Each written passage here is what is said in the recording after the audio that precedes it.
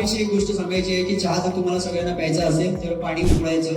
पाणी उकळायला लागलं 100 डिग्री सेल्सिअसला उकळायला लागलं, बुडबुडे यायला लागले हळूहळू की त्याच्यामध्ये पाणी बंद करायचं, वरून पावडर थोडीशी टाकायची आणि वरून झाकण ठेवायचं. 5-10 मिनिटांनी उघडायचं, गाळायचं, प्यायचं. अशा प्रकारचा चहा तुम्ही बनवून प्या, बघा कसं लागतं. गुळ घालू शकतात ज्यांना साखर नको असेल. मी गेले कित्येक वर्ष चहा पित नाही, फक्त पाहुण्यांकडे गेलं तर त्यांना सांगायला म्हणून प्यावा लागतो. मी सुंठ पावडर आणि गुळ एकत्र करून उकळला, गाळला आणि पिलो, झाला चहा. बाकी काय नाही चहा. मला आता अजिबातच वाटत नाही चहा बिया घ्यायची, काही इच्छा होत नाही. समोर किती चहा असला तरी काय वाटत पण नाही.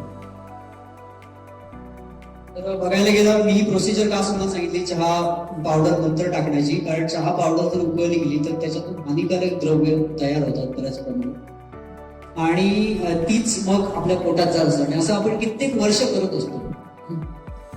काही माणसं अशी बघितली जी 5-5, 6-6 वेळा चहा घेणारी आहेत ना, घरात तुमच्या असतील, एक जण तरी असणार, पण सांगत नाही पण असतात.